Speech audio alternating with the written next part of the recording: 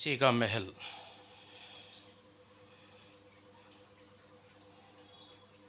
हा हा हा।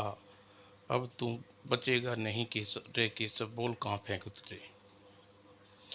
जिस समय कलिंग राज्य के चारों ओर महाराज अग्रसेन द्वारा आयोजित खेल एवं युद्ध वार्षिक का आनंद हुआ, उस ठीक उसी समय अचानक कलिंग राज्य में एक गांव शिवपुर में आम जनता एक भयंकर आतंक छाया था।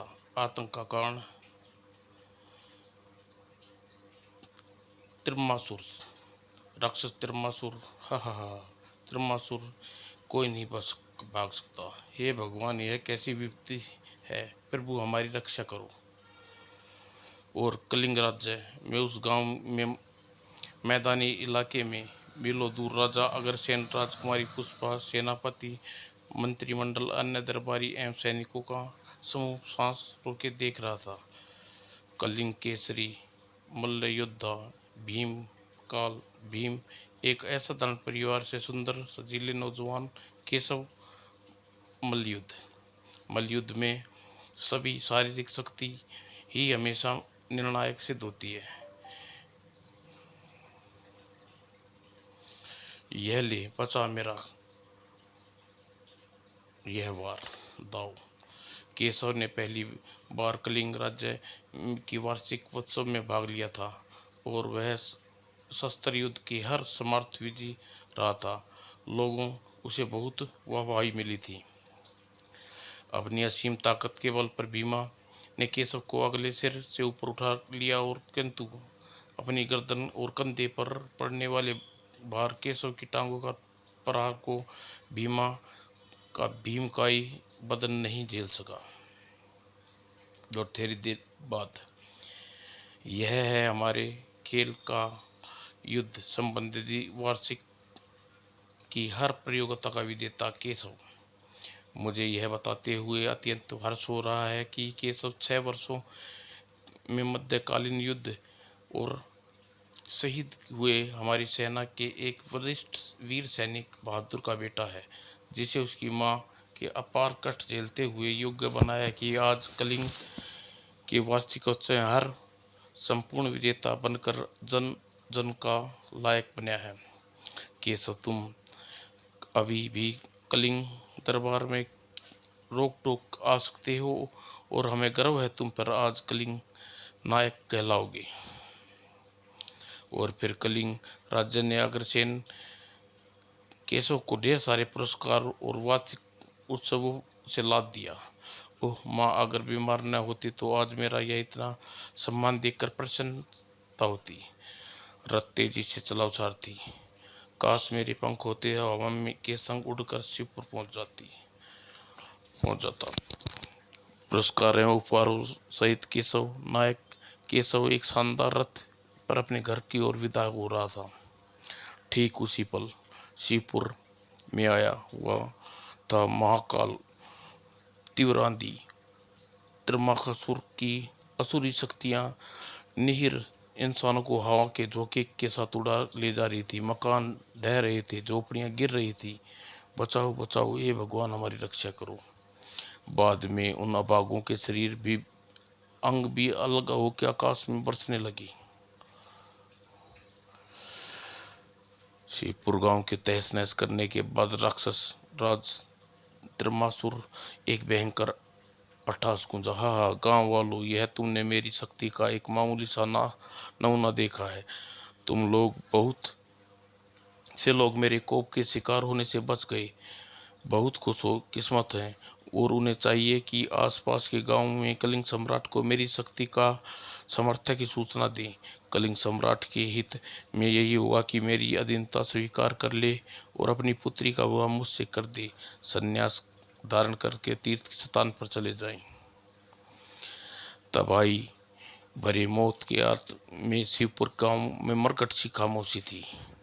और 2 दिन की रथ यात्रा के बाद केशव गांव शिवपुर पहुंचा। अरे, यह गांव में चारों तरफ लाशें ही लाशें, इतना गहरा सन्नाटा, लोगों के कटे हुए अंग। यह सब मेरी झोपड़ी, वह मेरी झोपड़ी थी जिसमें मेरी बीमार माँ। कहाँ गई मेरी माँ? कहाँ गई मेरी माँ? उफ, यह क्या? यह यह सिर कहाँ? देख देख माँ देख, तेरा बेटा खेल में युद्ध प्रतियोगिताओं में विजयी कलिंग नायक बनकर वापस लौटा है। तू अपने विजयी बेटे का स्वागत नहीं करेगी माँ? ठीक है, मत कर स्वागत, मगर एक बार, सिर्फ एक बार बता कि उस जालिम का नाम जिसने तेरा यह दुर्दशा, तेरा हाल किया है, उसे मैं जिंदा नहीं छोड़ूंगा माँ। बता माँ, बता मुझे। मुर्दे नहीं बोला करते केशव। और फिर जिस समय शिवपुर गांव में बच्चे खुचे लोग एकत्रित होकर गांव किशनपुर के राक्षस से विपदा के बारे में बताया। ठीक उसी समय शिवपुर जीवित बचे लोगों में से नौजवान और दुर्गम पहाड़ियों की ओर छोटा मार्ग भागता दौड़ता, बुरी तरह आपता कलिंग दरबार पहुंचा। अब महाराज रक्षा कीजिए, त्रिमासुर हमारे शिवपुर शमशान बना डाला। किंतु जब नौजवान शेखर सारी विपदा त्रिमासुर सम्राट संदेश के बारे में बताया तो उन्हें नौजवान की बात पर विश्वास न हुआ और क्रुद्ध हो उठे। क्या बकते हो राक्षस, हमारे सामने यह बकवास करने की हिम्मत कैसे हुई तुम्हारी? हमारे राज्य में कोई राक्षस नहीं, कुछ का सांस नहीं कर सकता। सैनिक को गिरफ्तार कर लो, झूठे कपी नौजवान को। और सेनापति फौरन कुछ सैनिकों के साथ शिवपुर गांव की ओर रवाना हो जाओ। हम मालूम करो कि नौजवान बकवास कितनी सच्चाई है। शिवपुर नौजवान तो तुरंत कलिंग सैनिकों ने हिरासत में ले लिया। नहीं नहीं महाराज, यह जुल्म नहीं, दया करिए, मैंने कुछ नहीं भी नहीं किया, बिल्कुल झूठ नहीं बोल रहा हूँ मैं। पिताजी मेरी बात सुनिए। आपकी बेटी की बात। राजा अग्रसेन चौंक कर उसकी ओर देखा। शायद आप यकीन न करें पिताजी, परंतु यह सत्य है। आज शिकार पर गई मैंने एक अद्भुत हिरण देखा जिसके 3 मुख थे। उस हिरण को शिकार करने लोग अपने अंगरक्षकों को आगे निकल गई, किंतु हिरण मेरी नजरों के सामने ही गायब हो गया। अरे, यह विचित्र हिरण कहाँ गायब हो गया? तभी मुझे किसी जानवर की चित्कार का स्वर सुनाई दिया। किरकिर, मैं त्रिकमासुर हूँ। मैं कुछ दिनों में मेरा जादुई अनुष्ठान पूरा हो जाएगा, तब मैं सर्वशक्तिमान हो जाऊंगा। राजकुमारी, आज तुम पर तीर मुझ पर मार सकती हो, किंतु तुम मेरा कुछ भी नहीं बिगाड़ सकती। राजा अग्रसेन अपनी इकलौती पुत्री कुमारी पुष्पा की बात सुनकर गंभीर हो गई। महामंत्री विचार विमर्श करते हुए बोले, यह घटना तो बड़ी विचित्र है। महामंत्री, तुरंत हमारी बेटी का भ्रम नहीं हो सकता, हमें उस स्थान पर ले जा, किंतु इसके लिए तुम्हें राजकुमारी जी जंगल में उस स्थान पर ले जाना होगा। तो क्या हुआ? अपनी बहादुर बेटी हम समय जंगल उसके उस स्थान पर तलाश करेंगे के लिए जाएंगे। और फिर राजा अग्रसेन, महामंत्री, सेनापति सैनिकों को जंगल की रवाना हो गई। राजकुमारी पुष्पा सबसे आगे रहकर मार्गदर्शन कर रही थी, लेकिन काफी प्रयत्नों के बावजूद भी वह स्थान को न ढूंढ पाया था। वह स्थान है तो यहीं कहीं, लेकिन रात होने रही है। उस स्थान को ढूंढना शायद कठिन हो। लेकिन पिताजी, जहाँ तक मुझे याद, उस स्थान के इर्द गिर्द 7 वृक्ष का घेरा था। ठीक है बेटी, आज महल वापस लौट चलो। कल फिर सुबह जल्दी निकल कर इस जगह की तलाश करेंगे। उसी रात अचानक पूरे महल में हंगामा मच गया। एक गोल चमकती वस्तु महल की हर व्यक्ति का आकर्षण उठा। अरे, यह क्या है? अरे बाप रे, भयंकर गोला नीचे आ रहा है। बू, ये तो आग फेंकता है। कोई भयंकर राक्षस का चेहरा दिखाई दे रहा है। पहरेदार ने सोते हुए महाराज को जगाया। बुरी तरह चिल्ला उठे, क्या मुसीबत है? क्यों चिल्ला रहे हो? क्यों हमारी नींद को खल डाला है तुम लोगों ने? महाराज, गोला, आग का गोला उगता हुआ राक्षस गोले में।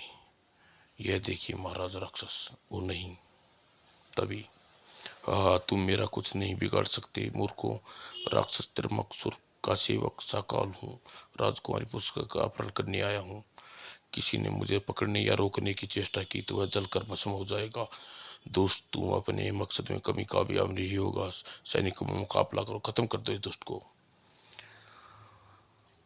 जो सैनिक आदेश का पालन करते सैनिक उस पर राक्षस पर आक्रमण कर दिया। हा हा हा हा।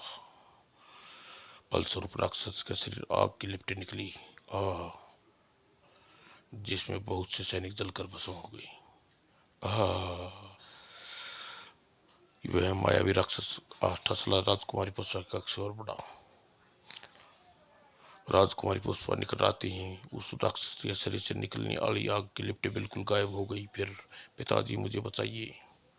परंतु इससे पहले ही राजकुमारी पुष्पा को उठाकर ले जाने का कामयाब हो जाता, राक्षस तलवार लेकर सामने आ गए। दुष्ट कमीने, छोड़ दे मार हमारी बेटी को, वरना तुझे खून पी जाएंगे। किंतु राक्षस साकाल के मुख से निकली तेज फुकार राक्षस अग्र मंत्री बहुत सारे सैनिक हवा में उड़ते चले गए।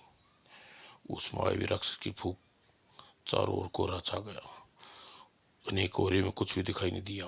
मेरी बच्ची धुंध में दिखाई नहीं पड़ रहा। बचाओ पिताजी बचाओ, दुष्ट छोड़ कमीने। चीखती चिल्लाती भयभीत राजकुमारी उसको बेहोश हो गई। दुखी राजा अग्रसेन कतर स्वर में कर उठे, मेरी बच्ची छोड़ दे, राक्षस बदले में तुझे चाहिए हम देंगे, तैयार हैं। हाँ, तुम तेरा क्या दोगे राजन? त्रिमासुर जो चाहेगा समय ले लेगा। वह तुमसे बदला लेने के लिए पागल है। शायद तुम्हें याद नहीं, 20 वर्ष पहले तुमने त्रिमासुर के प्रकामी पिता का हत्या की थी। ओह, कहीं तुम उस 10 सिर वाले राक्षस की बात तो नहीं कर रहे जो आदमियों को मारकर उसका खून पी जाता था? मैं उसी दशासुर की बात कर रहा हूँ राजन। जब तुमने उसका हत्या की तो त्रिकासुर बच्चा था, आज जितना शक्तिशाली न था। जिस तरह त्रिकासुर अपने पिताजी के वियोग में दुख में तड़पा, उसी तरह तुम भी अपनी बेटी के दुख में तड़पोगे। किंतु जल्दी ही त्रिकासुर राज्य आएगा और तुम्हारे सिंहासन और तुम्हारी प्रजा के रक्त से हाथ धोकर कलिंग सम्राट बनेगा। तुम्हारी बेटी बनेगी उसकी पत्नी। हा हा हा। इधर जब वार्तालाप धुएं का गायब हो गया, उप महामंत्री हमारी आंखों के सामने शैतान हमारी बच्ची को ले गया और हम कुछ भी न कर सके। क्या हाल होगा हमारी बच्ची का? धीरज रखिए महाराज, जब इधर धरती पर अन्याय सिर उठाया है तो तब प्रभु ने श्रृंगार के लिए किसी न किसी शक्तिमान देवदूत को धरती पर अवतरित किया है।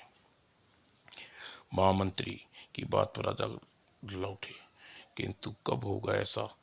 तब क्या हाल होगा हमारी बच्ची का? कब भेजेंगे तुम्हारे प्रभु किसी देवदूत को धरती पर?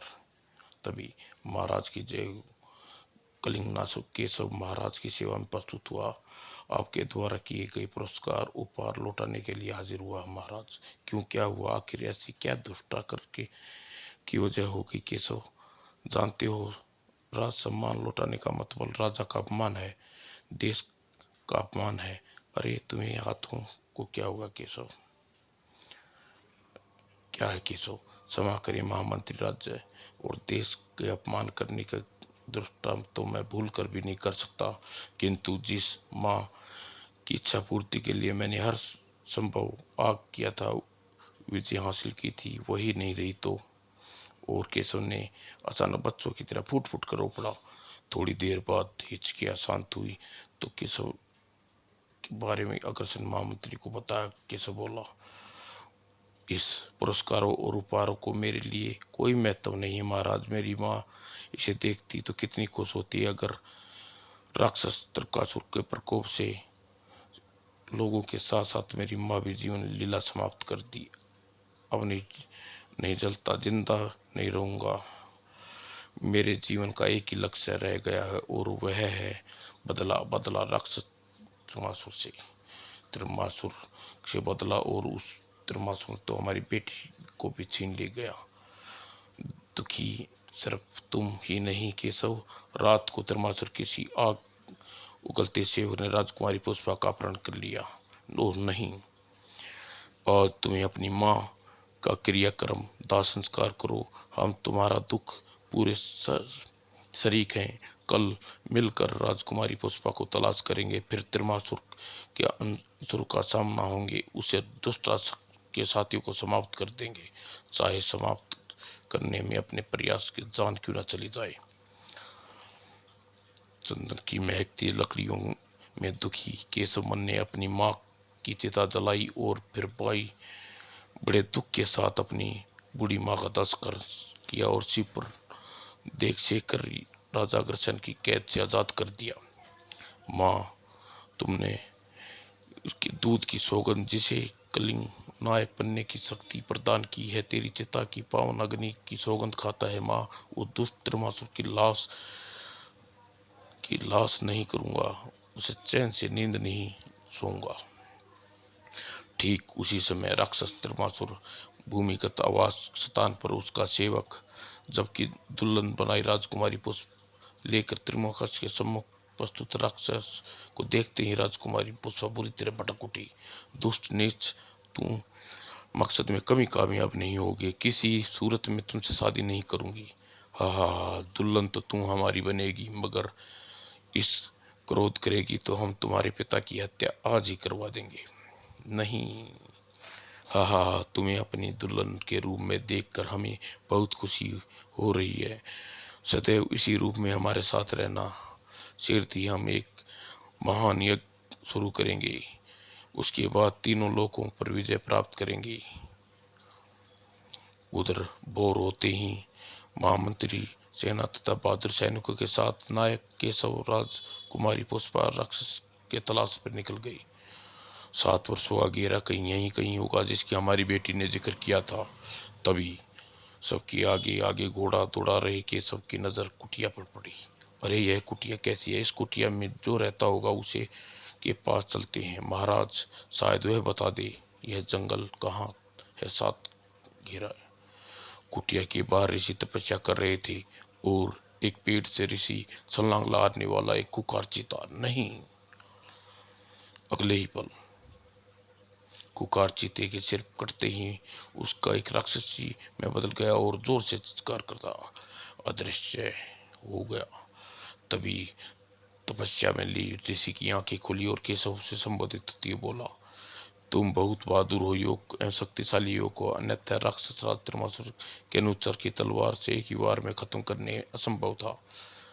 अब क्या कुकार चीता त्रिमासुर का अनुचर था? हाँ योग, यह जंगल और यहाँ जीव जंतुओं में अपने वश में करके त्रिमासुर ने उसे मेरे बिना कामयाब नहीं हो सकता। अतः रोज वह अपनी जादुई शक्तियों का प्रयोग करके खत्म करने का प्रयास करता रहता है, जिसे अनुचर स्पर्श करते ही जलकर भस्म हो जाते हैं। यदि तुम मुझे न मारते तो मुझे स्पर्श करते ही जलकर भस्म हो जाता, क्योंकि इसकी जादुई असुरी शक्तियां कुटिया के क्षेत्र में कार्य नहीं करती।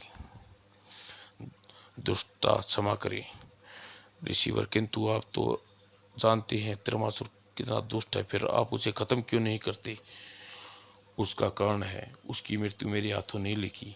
फिर वह स्वयं मेरी कुटिया के क्षेत्र में आता भी नहीं। वह जहाँ दक्षिण दक्षिण लगभग 1 मील दूर 7 वर्षों के घेरे में भूमि नीचे अपना जादुई महल में रहता है।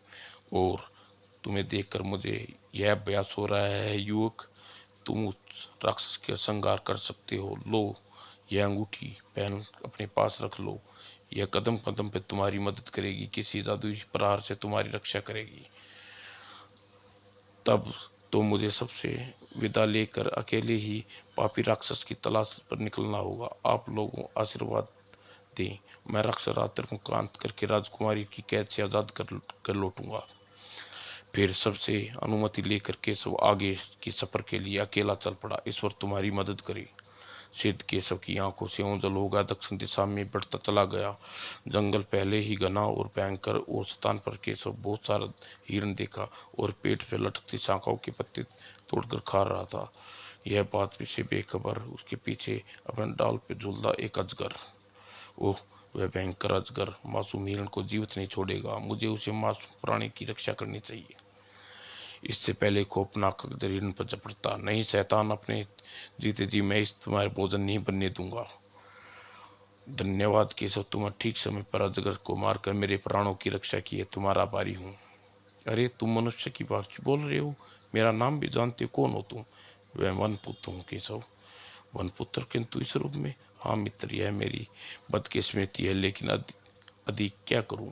राक्षस राज त्रिमासुर के सेवक सकाल ने मुझे इस रूप में बदल दिया। सकाल ने, मगर कैसे? मुझे बात बताओ वनपुत्र, शायद तुम्हारी कोई मदद कर सकूं। धर्मासुर की तलाश में इस जंगल में भटक रहा हूँ। ओह, तुम उस दुष्ट की ओर अनुचरों का अंत करने के लिए अवश्य सफल हो जाओगे केशव। मेरी शुभकामनाएं तुम्हारे साथ है। तुम्हारी बदकिस्मती कहानी तुम्हें अवश्य सुनाऊंगा। अपने पिता वनराज के साथ मैं इसी जंगल में होकर गुजर रहा था। अचानक किसी स्त्री की चीख सुनकर मैं चौंक कर रुक गया। पिताजी, अवश्य कोई स्त्री खतरे में है। चीख का स्वर जंगल में उस ओर से उभरा है। स्त्री की मदद करनी होगी। कुछ दूर आगे बदले हमें भयंकर दृश्य दिखा। ओ पिताजी, सिर कीजिए, अन्यथा यह जानवर स्त्री को प्राण ले लेगा।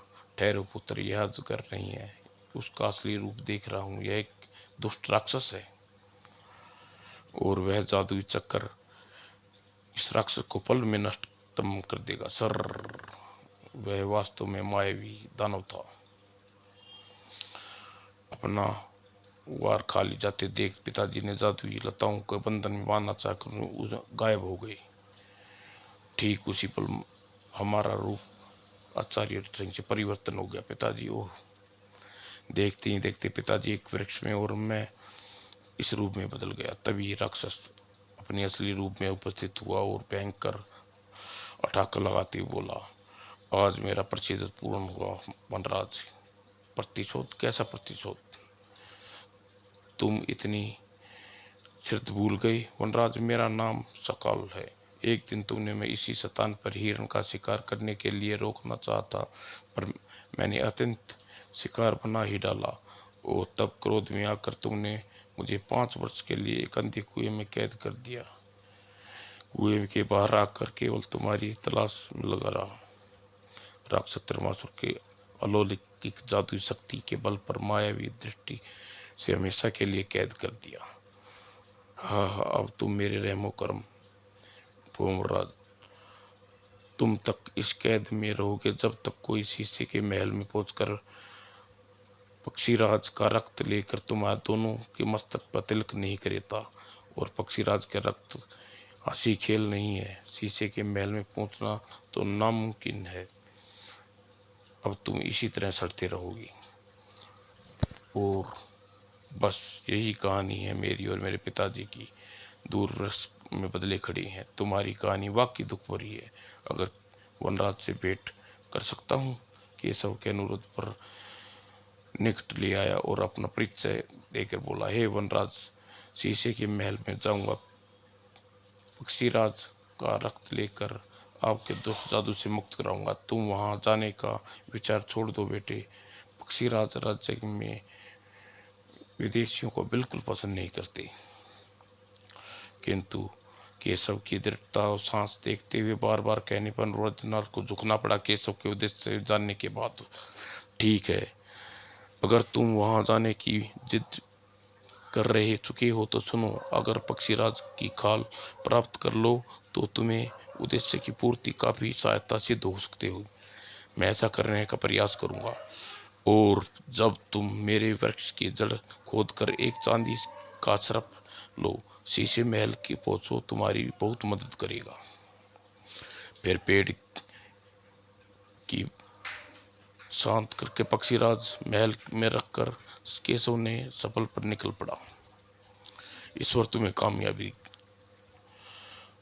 ठहरो, दूर पहुंचा। ठहरो, मेरा नाम सकाल है। जिस कार्य के लिए तुम जा रहा है, मूर्ख, लौट जा। एक कदम भी आगे बढ़ा तो तेरी मौत का कारण बन जाएगी। ओह, अच्छा हुआ तू खुद मेरे सामने आ गया और मेरी तलाश में भटकना नहीं पड़ा। पापों की सजा तुझे भुगतने के लिए तैयार हो जा सकाल। केशव ने की धमकी सुनकर सकाल क्रोधित ओ हाथों में उठाई चट्टान केशव पे खींच कर मारी। लगता है तेरी मौत मेरे हाथों लिखी है। अगले ही क्षण केशव तलवार निकाल पर उसकी खींच कर मारी। उसकी तलवार सकाल बीच में लपक कर मरोड़ दी। केशव घोड़े से नीचे उतर गया। यह दृश्य देख केशव के माथे पर पसीना झलक आया।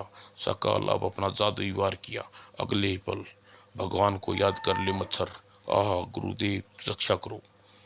दूसरे ही पल केशव फुर्ती से अपने समय के जंजीरों को पकड़ से मुक्त किया और इसी समय वनराज की भेंट की चांदी के सर्प बाहर निकाला और प्रार्थना की, चांदी के सर्प, इस राक्षस सकाल से मेरी मदद करो। चांदी का सर्प, माँ हिम तिरवासुर मदद मिलना मुश्किल है क्योंकि यज्ञ कर रहे हैं। अगर उसके यज्ञ में विघ्न डाला तो अकारण ही मुझे भस्म कर देगा। चांदी के सर्प के कारण हाथ में देखकर सकल पूरी तरह घबरा गया, भाग निकला, लेकिन चांदी का सर्प उसे बख्शा नहीं। केशव के हाथों से निकलकर सकल के पीछे लपका और सकल का समाप्त करने के पश्चात चांदी के सर्प वापिस केशव के पास लौट आया। केशव घोड़े पर सवार होकर महल की ओर टल पड़ा।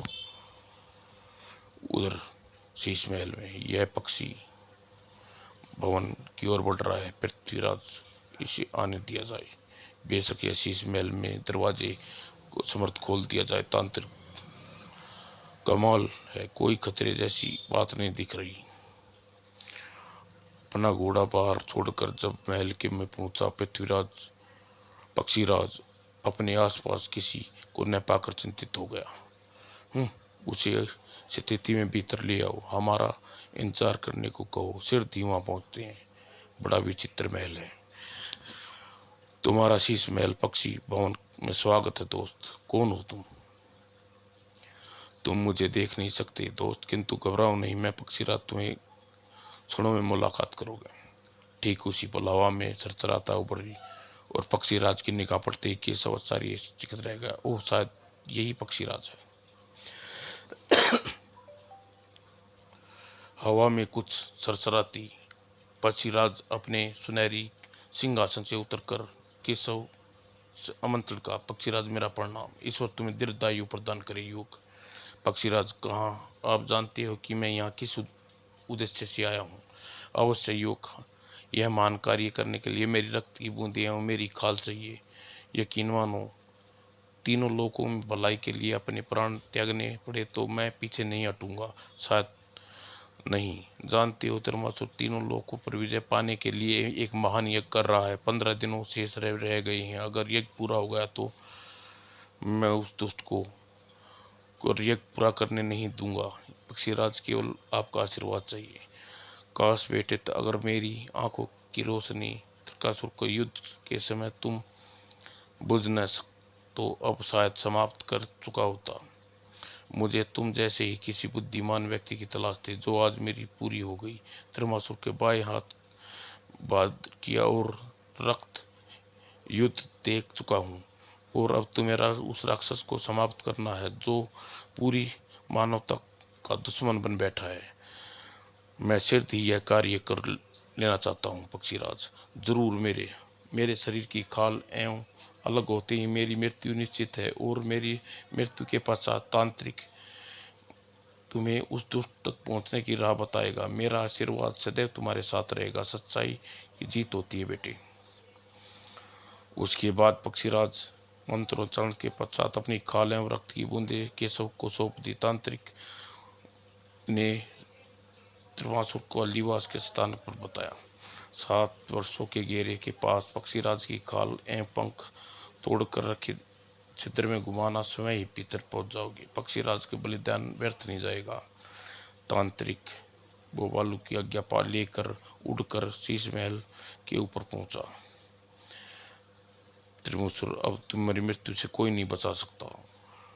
उसने निश्चय किया कि वह सर्वप्रथम दुष्ट त्रिमासुर को समाप्त करेगा। अतः वह तांत्रिक व्यवहार द्वारा बताए स्थान पर पहुंचा। यही वह 7 वृक्ष हैं। राजकुमारी और रहस्यमय वृक्ष देख होंगे और यह छिद्र, उसके धुआं भी निकल रहा है। शायद उसी महायज्ञ का धुआं है द्वारा तीनों लोगों पर विजय प्राप्त करने के लिए किया जा रहा है। अब मुझे देर नहीं करनी चाहिए। तुरंत पक्षीराज की खाल एवं पंख छेदों में डालकर घुमाना चाहिए। केशव ने ऐसा करते ही वह शैतान 2 भागों में विभाजित हो गया और नीचे सीढ़ियां दिखने लगी। तांत्रिक बे बोलाबू के अनुसार यह सीढ़ियां मुझे त्रिकासुर के महल के प्रांगण में ले जाएंगी, मुझे जहां उसके सैनिकों से निपटना होगा। अवश्य मुझे देख चुके होंगे। जैसे ही वह नीचे उतरा, पहरेदार राक्षसों ने नजर में पड़ी। दुश्मन समाप्त कर दो। केशव ने तुरंत चांदी के सर्प से प्रार्थना करी। स्वरूप भयंकर अंदाज में पुकारता हुआ सैनिकों पर राक्षसों पर झपटा। रही सही कसर केशव की जादुई अंगूठी ने पूरी कर दी। शाबाश मेरी प्यारी अंगूठी, तीनों शैतान जीवित मत छोड़ना, ये पापी धरती पर बोझ हैं। दूसरे ही पर अंगूठी विशाल हो का घेरा नजर आने लगी। देखते ही देखते सभी राक्षस उसमें पे घेर लिया और फिर अचानक घेरा सिमट गया। ई उस सबको खत्म करता हुआ केशव आगे बढ़ा। अरे देखो यह कैसा विचित्र पक्षी। अभी वे संभव भी न कर पाए थे। पक्षी रूपी केशव दोनों अपने पंजों में जकड़ लिया और पकड़कर बोला, बताओ राजकुमारी कहाँ है? कैद है। त्रिमुख सुर विनाशकारी यह कहाँ कर रहा है? मृत्यु के भय से केशव के प्रश्नों का उत्तर देते चले गई। केशव उन दोनों को जरा भी दया न की और चलकर उस दुष्ट राक्षस को खबर लेनी चाहिए। उसके बाद एक पल भी वहां न रुका और चित्ता से उठता हुआ वह उस स्थान पर पहुंचा जहां भयंकर दृश्य देखकर रोंगटे खड़े हो गई। वह भयंकर दृश्य केशव का रोम रोम क्रोध से सुलग उठा। मरने के लिए तैयार हो जा कमीने, तेरे पापों का गड़ा भर गया। कपड़ कपड़ किम किम खींच लाई तुझे मेरी एक की विघन में डाल गुड़प। ओह पक्षीराज, यह परंतु मेरी 15 दिनों की मेहनत पर पानी फेरने के पश्चात अब तुम जीवित नहीं बच कर नहीं निकल सकते। मरने के लिए तैयार हो जाओ। त्रिमुखासुर ने अपनी तलवार ने मंत्रोच्चारण करो केशव पर फेंकी। जा समाप्त कर दुश्मन को। किंतु केशव तैयार था।